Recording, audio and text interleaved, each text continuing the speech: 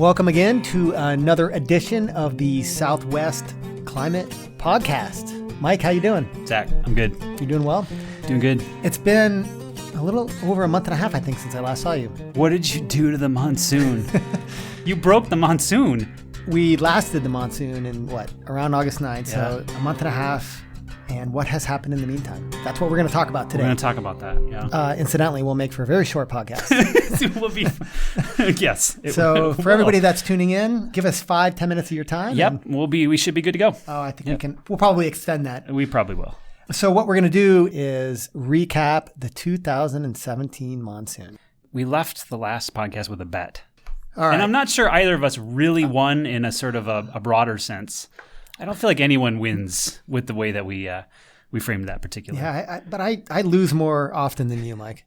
Really? So the bet. That's so pessimistic. The bet. I was bullish. I was bullish on the monsoon. Yeah. This was after a pretty vigorous period of the monsoon, and I took the position that the monsoon in Tucson, Arizona, at the airport, would eclipse 10 inches of rain. I remember that. Yeah. You were living large. I was. It was close. It was close. Well, so sure about that. It was. It turned out to be not so close, but we don't want to get too far ahead of us. Okay, let's not get too far ahead. But one thing I did want to say, because I do owe you a coffee, and it's fitting because so glad I didn't have to buy you Zima. I was so grossed out that I might have to buy you a 6-pack of Zima. Yeah, I would have not only grossed out, but also confused as to how to even do it. You could have bought it on Amazon. I guess I could have. You can buy anything on Way Amazon. Too much. But cost. It's fitting because today, and I didn't know this, but I'm happy to report that today marks a national holiday, National Coffee Day. That's excellent. October 1st is International Coffee Day. You can enjoy your double latte. I will. On me, because the official tally, 8.57 inches at the Tucson airport. Yep. So we did not finish above 10 inches, so I lose. So congrats. Thank you. But it's so bittersweet. So I was really rooting for you for a couple of reasons, not just having to buy you Zima. I liked that optimism, that gleam in your eye you had in early August, that we were going to kind of continue to run forward with all that July activity. I'm just getting old and pretty I'm cynical. conflicted now. I've been burned, but yeah, maybe we can take a step back. Okay. So how would you describe this monsoon? How do you feel about? Tell me your feelings about this monsoon. Yeah, this is always important for me to kind of process this and get this out here. It's a very emotional season, right? It's the most emotional season we talk weather about this and climate for weather and geeks. climate. Yeah, you remember that sort of the heyday? Well, let's even step back. But remember the very beginning of July? It was fairly slow right at the very beginning, and we didn't end up having much of anything in June. No activity, a lot of heat. It was slow at the beginning of the month, and we were quite concerned. And then boom, things clicked on. We did 75% of our monsoon total in 3 weeks in Tucson. That was a special period. You teared up. There's I could see the little glisten in the corner of your eye. I know, it really was a special period. I don't know if you know, Mike, and can dig into this, but I mean, was there a 3-week period ever in the monsoon that produced close to 7 inches of rain in that 3-week period? Yes, there have been. Really? Yeah. Yes, there have been. 1981 shows up as a fairly close analog for that. It wasn't quite 7 inches in that particular year. It was just a little bit over 6. 1901 for Tucson anyways comes up as a really similar year in having just hitting the gas in July and then coasting for the rest of the season. Out of the gate, you're at the starting line, boom, you go 0 to 60, and then you decide that you're going fast enough so you don't put the gas on anymore. And you coast to the end of the month. So I used to run cross country, and we always had this guy that was our vanguard. Yeah, right? Yeah. I did it too. Yeah. And I mean, he came in last. Always. The race. But what he did is he sprinted for the first 400 yards, and we were winning the race. And that guy, I always wondered about the strategy of that. I know. You would see that in cycling too, right? Yeah. Just the people that they're going to be on TV for 25 seconds because they're at the front of the. But what is the strategy of that? Their strategy is short-term glory. So I kind of feel like the monsoon just wanted to kind of run out there in front of the crowd for a little while. Hey man, I'm here. This is awesome. Rain everywhere. It's so cool. And then we were going crazy, enjoying it. And then I'm anthropomorphizing the monsoon as a he. It could be a she as well. I blame Twitter. Thank you. Yes, Twitter. And then it snuck out the back. We were still like, yeah, monsoon's awesome. It took us like half an hour to realize that the monsoon wasn't even here anymore. So I'm conflicted on this because it was a late start, and that late start... It technically wasn't that late. It was like 5 days later than we would normally see the activity. Fine, but those 5 days added 5 more days where the fires were emotional. Okay, yes, you're right. Not emotional fires, but literal fires. No, literal fires. Yeah, literal fires. Yeah, that's right. Mike. I'm talking about legitimate hardship. Fair enough. You're confusing me now. Is this emotional or is this a technical discussion here? I'm conflicted because... there's that. There's the delayed start, if you will. Yes, we did have fires. And there were fires literal burning fires. that burned a little bit longer. Right. If at the beginning of the monsoon you were told that you'd have a 3-week period like we had in July, you'd take it. Yeah, I would. And absolutely. you take it for the monsoon. Because those 7 inches were in a 3-week period were more than what falls on average at the Tucson airport. I completely agree. It seems to me, in sort of driving around the state and talking to folks around the region, that having that kind of monsoon where you're getting it all early, and granted most of it in 3 weeks rather than 9 weeks, seems to have made people happy. And from a practical standpoint too, seems to have been positive from a fire perspective, from an ecological perspective, right, from an those fires agricultural. Yeah, it seems to have been positive from growing grass and rangeland conditions. And so you can think, what's an alternative? What if we had nothing in July and we did it all 3 weeks in August, which has happened in the past too? But I think the fire season would have been a problem. But then even ecologically and then agriculturally, having a little bit more delayed, you cut your growing season because you're later in the season. And you have other types of impacts that emerge in that situation. So it seems to be, granted, it's been super dry. I mean, super dry. August in some locations is going to go down as the record driest. I think as September numbers come in too, there's going to be parts where the August-September totals for parts of Arizona anyways are going to come in as the driest 2-month midsummer period on record as well. So we had this 3-week period basically to the end of July. That was, dare I say, epic. I think it's a great word. All right. Epic. We'll go with that for the lack of eloquence at the moment. Sure. From August 1st until the end of September, today, more or less, we had at the Tucson airport one significant event. Yeah. One significant event. I have to say, that event was fishy. What do you mean? That event was fishy. I think I was texting you about, I was like, I want to win the bet. So, and that's what I mean is like, it was not but a couple days after our bet goes online that this event comes out of nowhere overnight and tracks across the middle of Tucson and rains at your house, my house, and the airport and puts all this rain down. What's going on here, Zach? Do you have something to tell me? So that was it. But that was it for Tucson, more or less. Yeah. That 1.5 inches and the 7 inches that happened in July account for the 8.5 inches. Tucson's makeup was 75% again, happened in 3 weeks in July, and then basically the last 25% happened in that one event in August, and that was it. That's the whole monsoon. How representative is Tucson of other areas? We know it's not. No, so Flagstaff has had a pretty nice even march up to, they're just above average. And they've trailed off. The whole region has really trailed off since the beginning of August towards very small events. And Phoenix, for that matter, didn't see the vigorous activity that we saw in July. I mean, it had a few events, and it was at the point where we were much above average. It was sort of right around average. And then right after August 2nd or 3rd, looks like 3rd, they had their biggest event in the season, almost an inch. Yeah. And then they only had 3 maybe events after August 1st and none in September. Yeah, so they have half of their annual total in one event for Phoenix. 14 days total of rain for Phoenix over the last 100, which is slightly above average. But Phoenix doesn't go gangbusters in the monsoon, and so you kind of look at the stats. It's not that terribly unusual. The spacing of the events isn't particularly wonderful, but they don't get a ton anyway. Let's look at El Paso. So El Paso on average is 5 inches, so that's a little bit less than Tucson. It's running in right now at above average 6.4 total inches, so it's an 1.5 inches more or less above average. Most of its rain happened, it's got 5 relatively large events that are spaced out every other week up until about August 15, and then it goes dry. Yeah, they had a June event where we didn't. New Mexico picked up some June activity that wasn't really happening in Arizona. Same busy period. August was a little bit better. Complete just absence of activity. The data that we're looking at is a couple days old, but they're going to end up having this exclamation point on the end of their season because there's quite a bit of rain happening in New Mexico and far southeastern parts of New Mexico the last couple of days. Okay, we always have this discussion, but we call that the monsoon.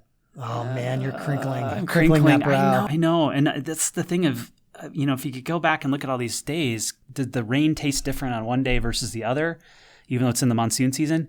Kind of technically, yeah. The activity in mid-July, I think, was what you could characterize as being much more sort of monsoonal, in the sense that it was originating from largely Gulf of California moisture, Gulf surges, mountain-driven convection, some easterly waves, all the sort of the general features that would drive thunderstorm activity across the Southwest. So as of September, well, even as of early August, the larger scale, canonical, typical monsoon ridge where the mid-level flow is out of the east and the high is north of us in the mid-levels has retreated in early August and is ebbed and flowed, rebuilt, but only for a day or two and then collapsed again. And we've been in the westerlies, sort of the dry upper level westerlies for 8 weeks now, reasonably. Again, variations from day to day. So we had September and August? We had September in August. September and August. Wasn't that Earth, Wind, and Fire song? No, that's different. That's where I always get confused. That's before my time. What? Yeah, right. Actually, it's one of your favorite songs. I know that. Mike, shh. Sorry. Yeah, so we've really had this fall weather persisting for weeks now. Is this unusual? Yeah, it is unusual, especially in August. Not as unusual for the last couple of weeks.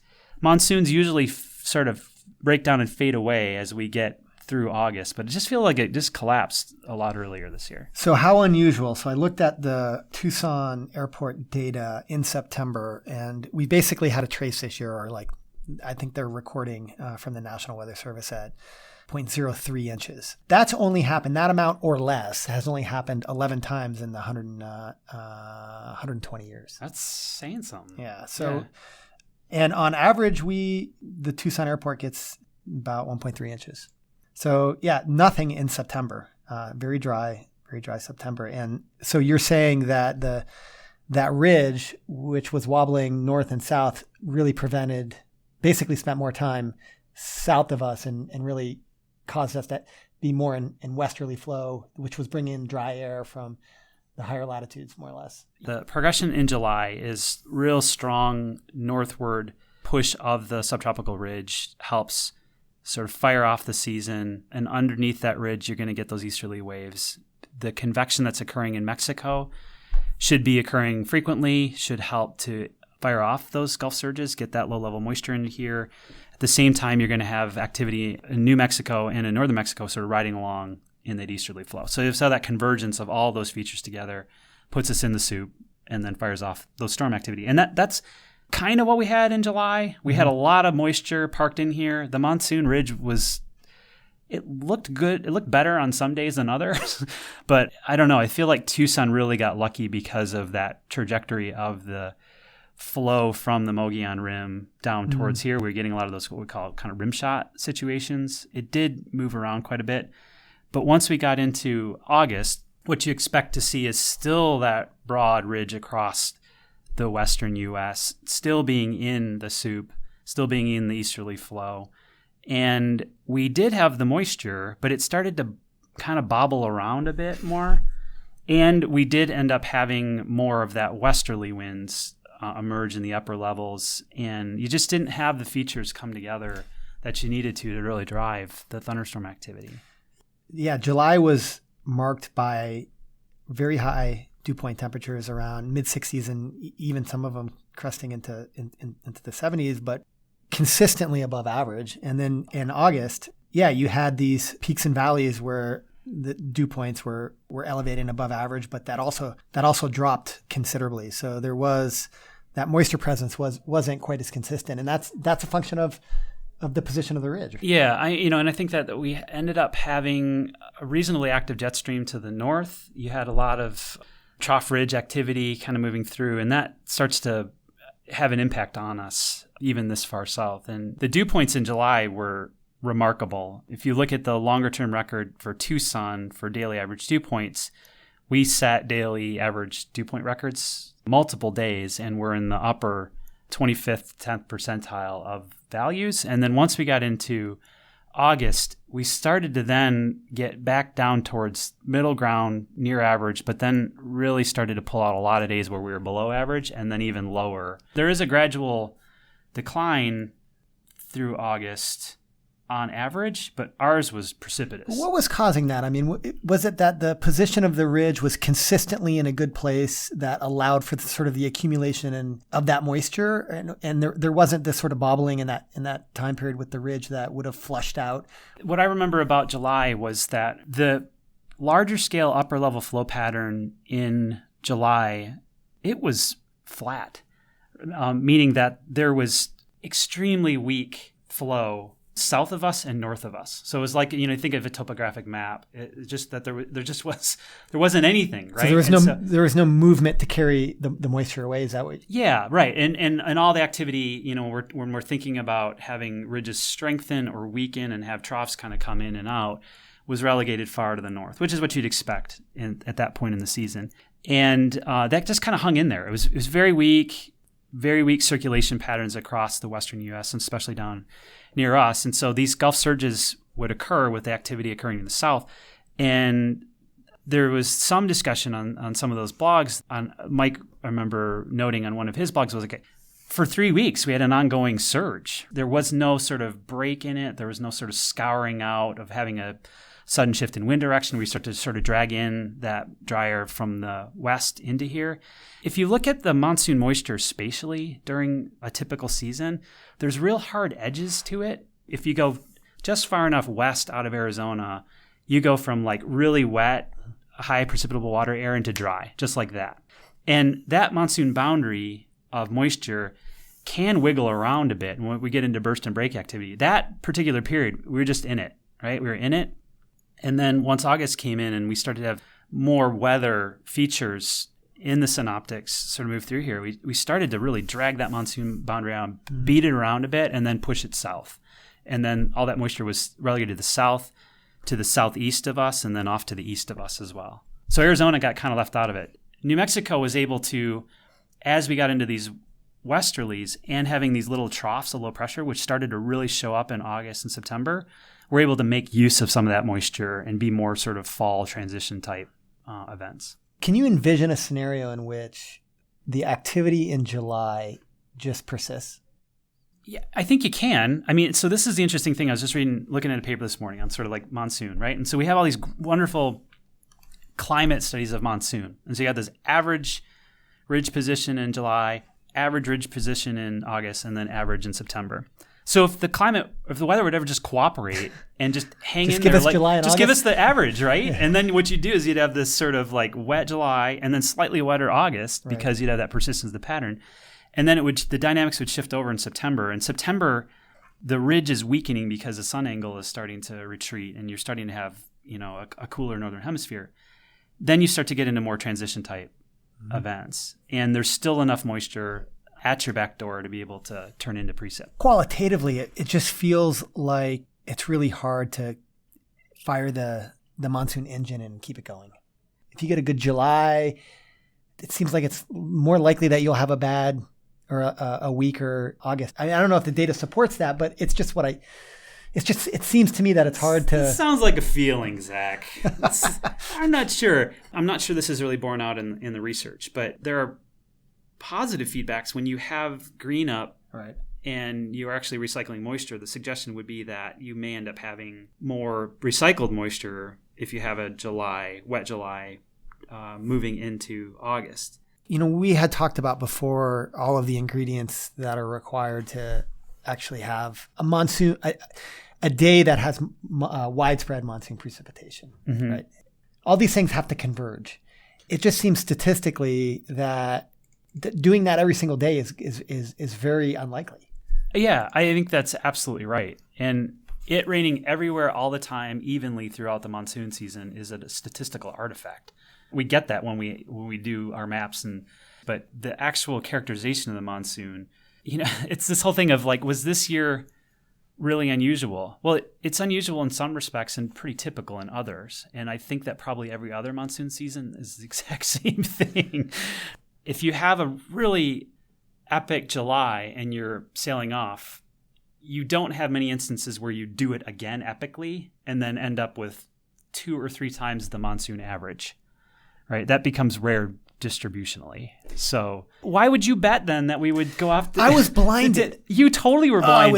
I was like, I don't know. I was drunk on rainwater. Yeah. Man. I mean, it was just such an amazing period where every day the clouds were awesome. I mean, I love looking at monsoon clouds and seeing off in the distance those sheets of rain and the colors. And it was more wishful thinking. I know it was wish casting. It totally was. I could tell it. But also another sort of interesting part of this monsoon year is the lack of incursions of September tropical storm moisture. We had some, but it just didn't do anything.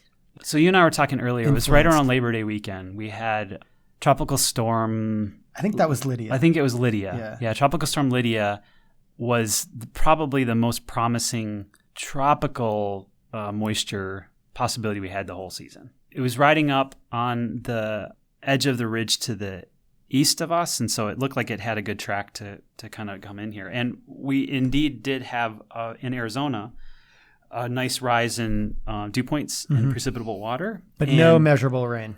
Almost across the entire state. Yeah, this is where it's so dicey. Even with these, the moisture with no heating is just a humid day, a waste of good precipitable water for that time of year. But that's one of those situations where there was maybe just a little bit more steering current where that storm could have moved more quickly off to the west and then left behind the precipitable water rises across Arizona.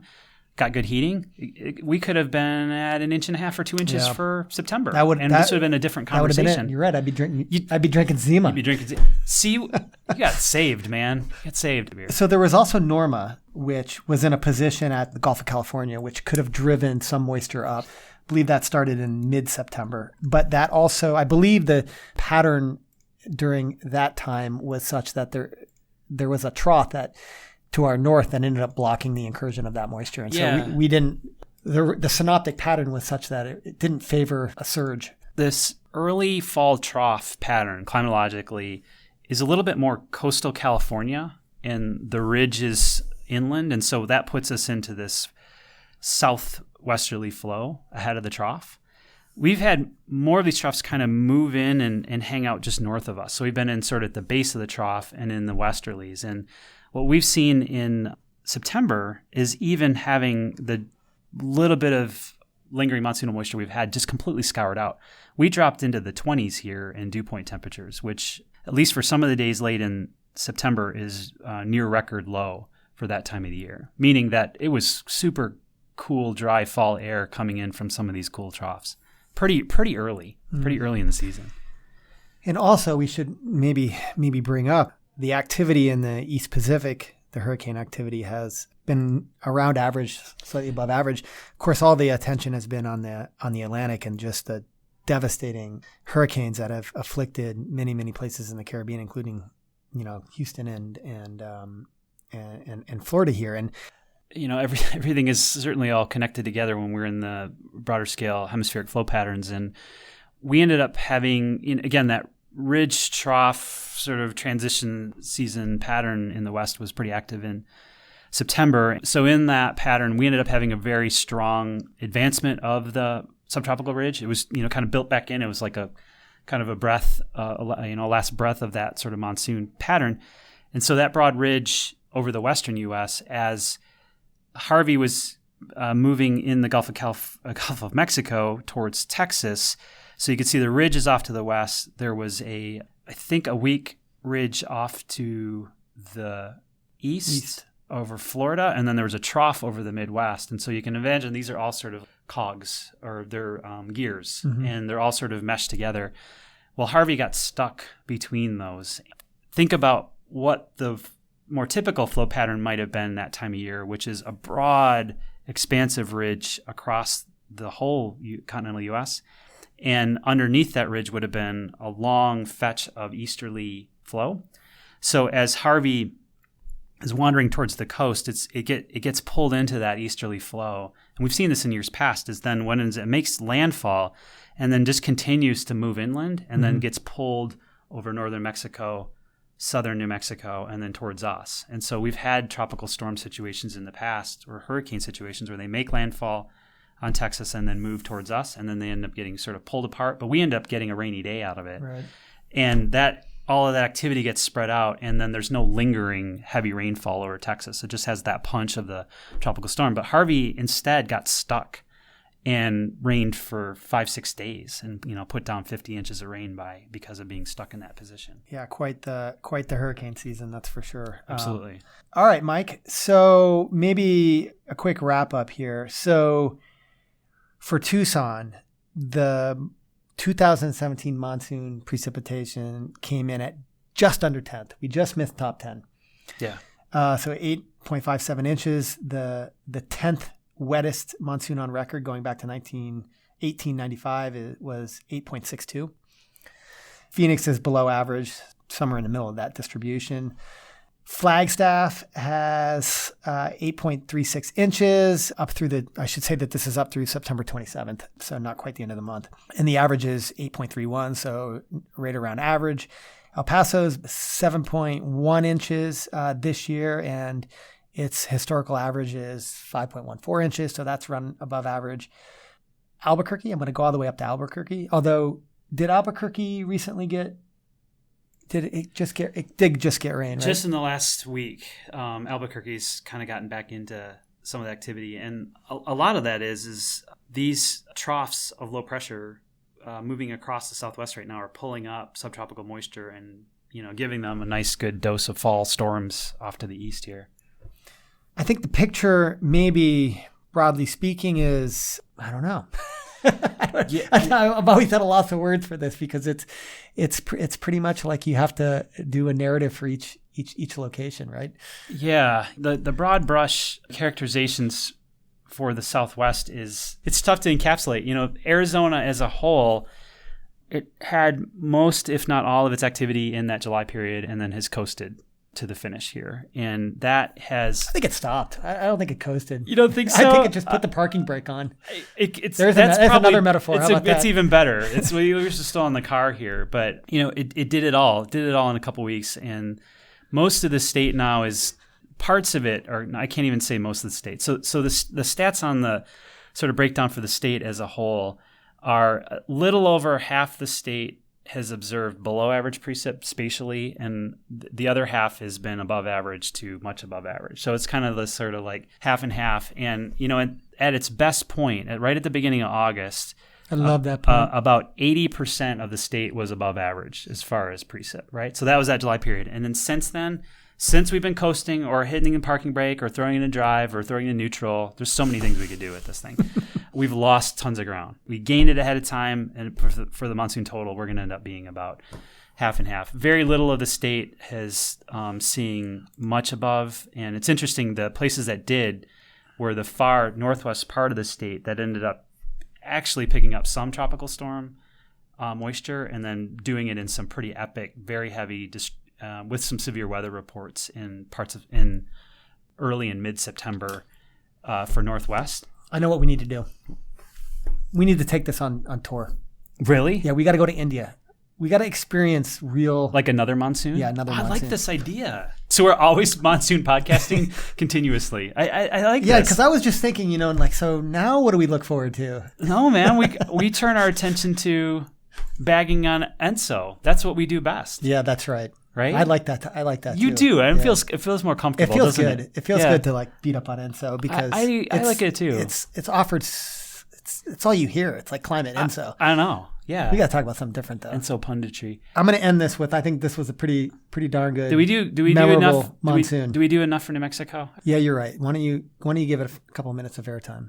Okay, except we're not there. Albuquerque, they didn't get the epic July period that we did, they did get some rain, but they weren't getting wallops day after day after day. And I think that was some of the grumblings that I heard from folks over there, rightly so. I think that they were jealous, honestly, and I don't blame them. It was a great period. They had a little bit of activity in August, and they've had reasonably slow, but I do think it's picked up because of some of this fall transition weather as of late. But yeah, if you look at the sort of the precip plots for New Mexico, they largely look pretty good, but I think a lot of it has been catch-up precip. But they did have a couple of reasonably big days on September 27th. It seemed to have a really big, widespread precip event where our colleague Dave Dubois was noting some, plus 3 inch down towards Las Cruces, El Paso, and it looks like Santa Fe and Albuquerque got quite a bit. They really were different.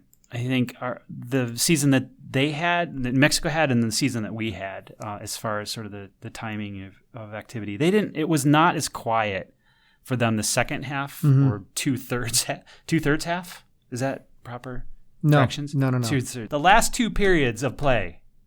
I'm thinking deeply about this. Sorry. Go ahead. for New Mexico, were different and a bit busier than we've had here in Arizona. I'll just leave it at that. Yeah.